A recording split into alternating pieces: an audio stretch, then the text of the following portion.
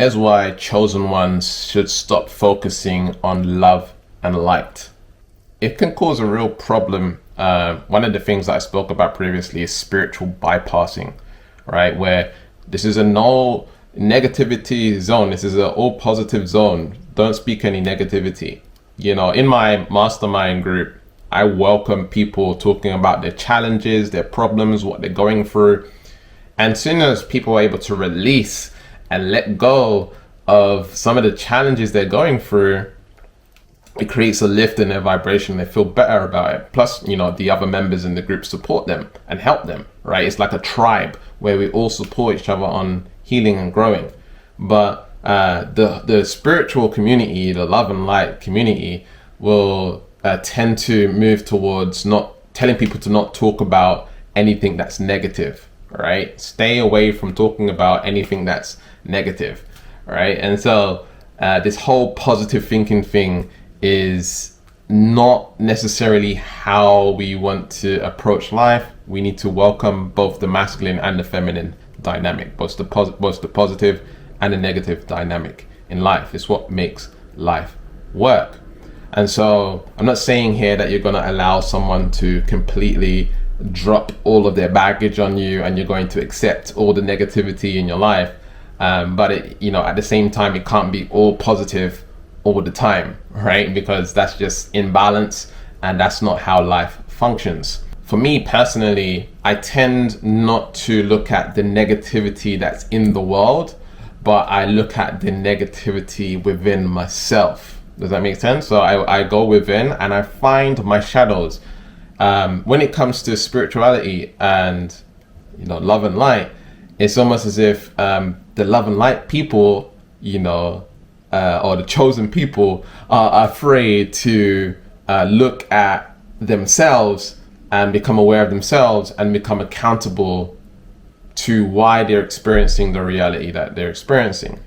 Okay, you can be a chosen one and have this limiting belief that you don't have anything wrong with you.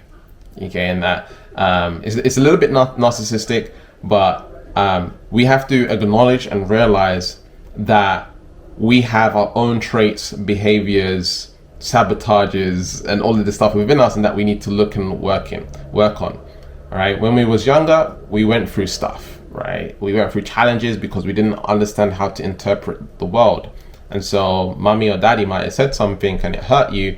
And up until now, you might be holding on to that subconsciously, but you don't even know it's there. And that might be sabotaging your success and starting that thing that you really want to start, the business you really want to start, the career you really want to start, the relationship that you really want to start, or the traveling that you really want to start, because this subconscious program is saying that, well, if I move forward with this, it's going to lead to being shouted at, or someone, you know, verbally abusing me or something like this. Okay, the subconscious works in mysterious ways, and we need to acknowledge and realize that there's shadows within ourselves and limiting beliefs and subconscious programs and identity traits and emotions and even energy that limits us from achieving what we want.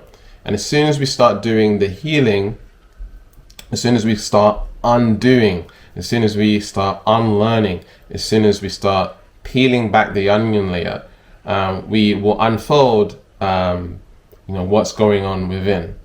And, I was listening to this lady yesterday. The way that she described it is that when you're doing the work on yourself, you don't want to look at it as something scary, like, facing your emotions, facing the past, you don't want to look at it as something scary, because what it really is, my way of explaining it is it's literally just a memory. Your past is literally just memory. The past doesn't really exist in the spiritual realm, nor does the future. All that exists is now in the spiritual realm. Okay, but when we look at it in terms of the past in the third dimension, we have this thing called memory, and then there's a collective memory, right? And so the emotional charge behind the memory is what's triggering you in the now to feel bad about the memory. All right, if you release the emotion around the memory, the trigger, the emotional charge around the memory is just a picture in your mind that means nothing. All right, and this is what I do with people. If people one-on-one or they get my program, is that we work on the emotional charge, right? The pain or the trauma around set experience, right? And once the emotional charge is disconnected from the memory doesn't necessarily cease to exist, but you can't feel the same way that you feel about it because you've changed the way that you perceive the memory. All right. So the past is just a memory.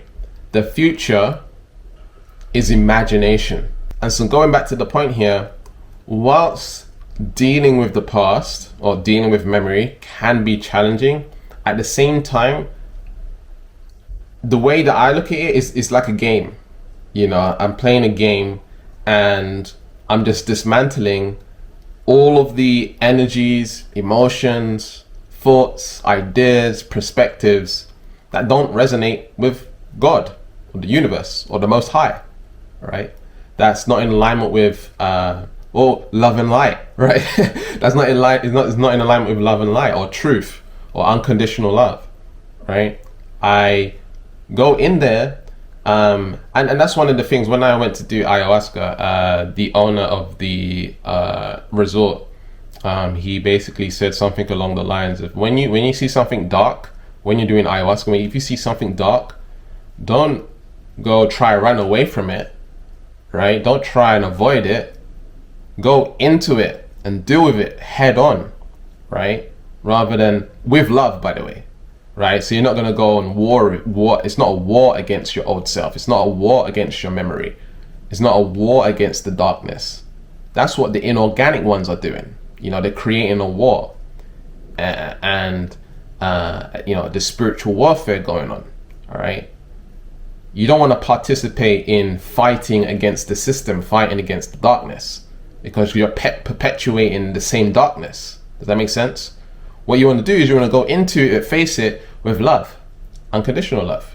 All right. So when you take the ayahuasca, that you'll see like your past, like bad memories, darkness, whatever, right? And you go into it with love, with fullness, with unconditional love. What happens when you do that? You dissolve it.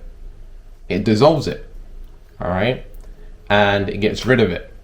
All right. When you resonate on love or unconditional love or purity or whatever it is, it's a high vibration. All right.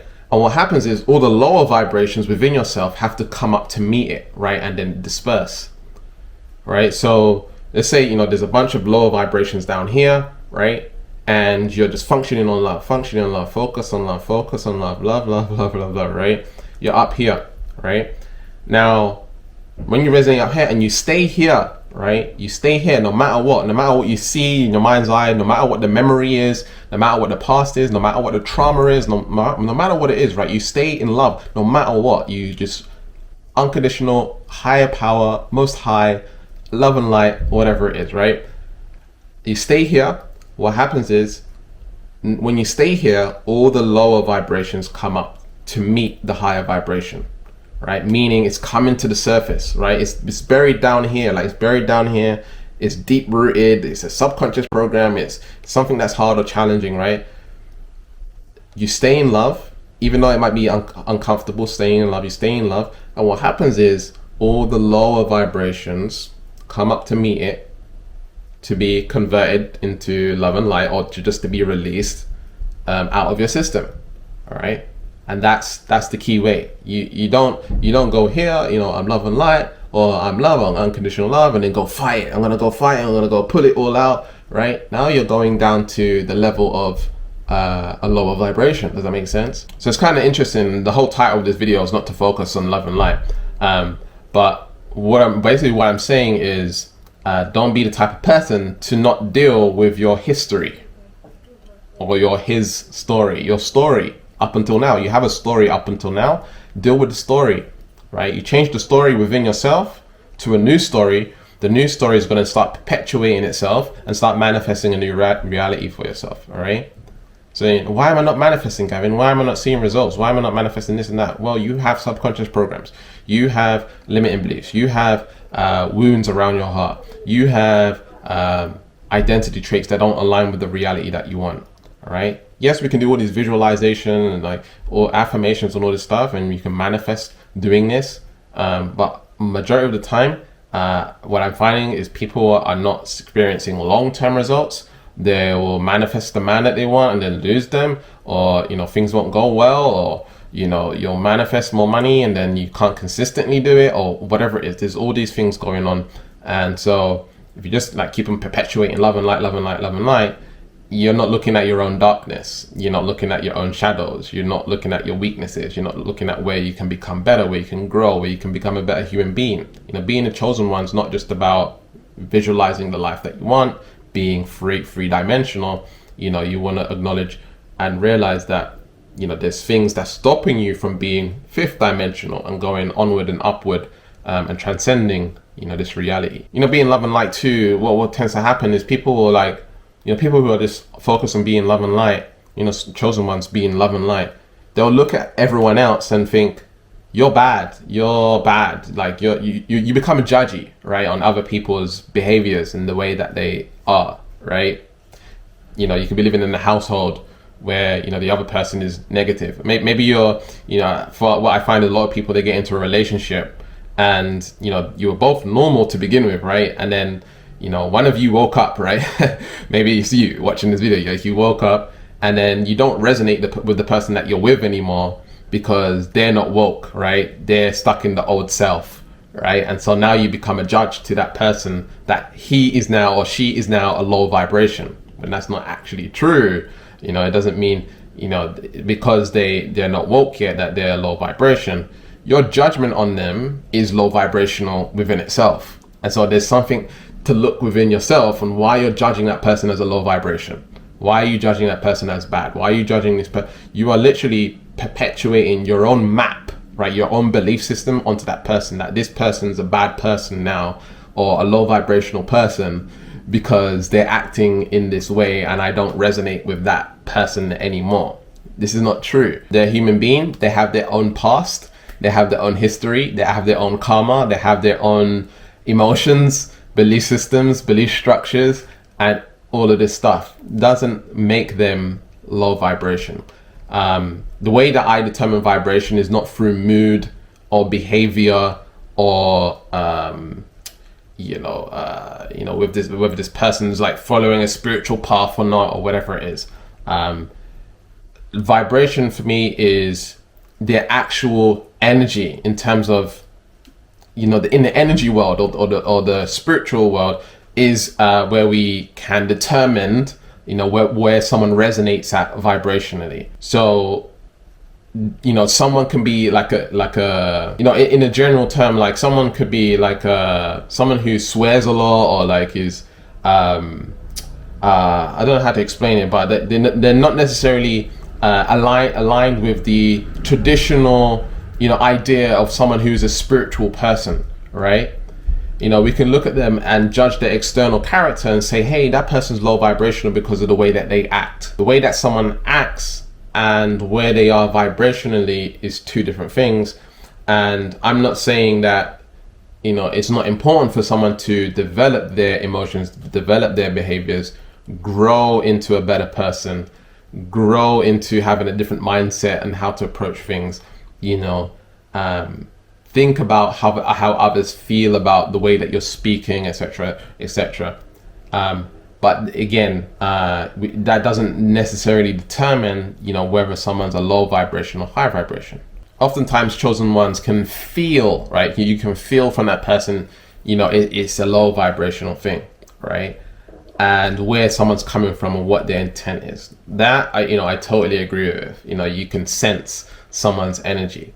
All right. But then the judginess, when you're judging that person as, bad or whatever it is, you are now stooping to the same level in a way. And so what is a better approach is to see that person as they were born a blank slate.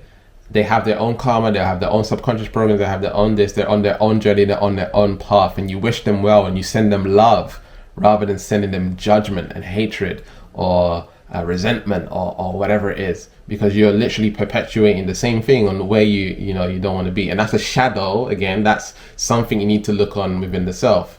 All right, because really what's happening there is you're saying, hey, I'm love and light, I'm good, I'm the good person here, look at me in a way, and I do, I'm into spirituality and I'm this and that, right? And so it creates this identity that in a way that you're better than that person, because you figured out something that they don't know. And this isn't true. And so we want to put love onto that person, and choose, in some cases you can choose better people to surround yourself with. You can change your environment. You can, do all these things. You can delete people out your phone. You can block people. You can have conversations. You can talk about it, and try and resolve whatever needs to be resolved, so you can feel better. But you want to do it, out of working on yourself, changing your perspectives, and then making the decisions from there on what you're going to do. So overall, what I'm saying here is you want to embrace darkness, right? You want to welcome it, not to take it on board and make it part of who you are, but to welcome it inside of yourself, because it is within everyone. You have yin and yang within inside of you. And so you want to honor the both aspects of you, work on your shadows, work on your subconscious programs, find out what's going on within, what's blocking you from manifesting, what's blocking you from creating the life that you want, what's blocking you from creating your purpose. The more you look into this and the more you release this stuff, the more higher of a vibration you become, and the better the law of attraction works, the better life you will begin to lead. The easier it is to take action, to let go of resistance, to find that, attract that dream life partner, whatever it is you want to manifest. Sometimes we have to take accountability and not focusing so much on escapism. How can we escape ourselves and the world around us? Oftentimes we want to escape it rather than embracing it, accepting it for what it is, and attuning ourselves in a way where we're operating on unconditional love and just going into it, dealing with it in a way where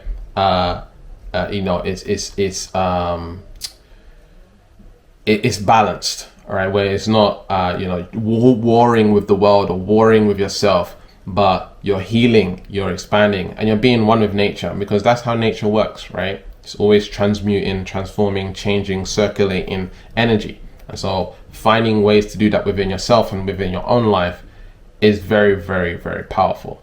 I can tell you there's a completely new reality available for you when you work on your shadows, your memory, your darkness, right? It's a completely new reality available for you, but it takes going in there and doing the work and being very diligent about that. All right. And if you would like support and help with that, and finding out what's going on within yourself, I offer a free energy reading and a manifestation diagnosis session to help you figure out, what's blocking you, what's stopping you from transforming your life in very powerful ways. And check out this video on why chosen ones are struggling or find it hard to manifest an abundance of money. And check out my 3-part series on how to raise your vibration correctly and transform your life. All right. And remember to keep learning, keep growing, keep expanding, and I'll speak to you soon. Peace.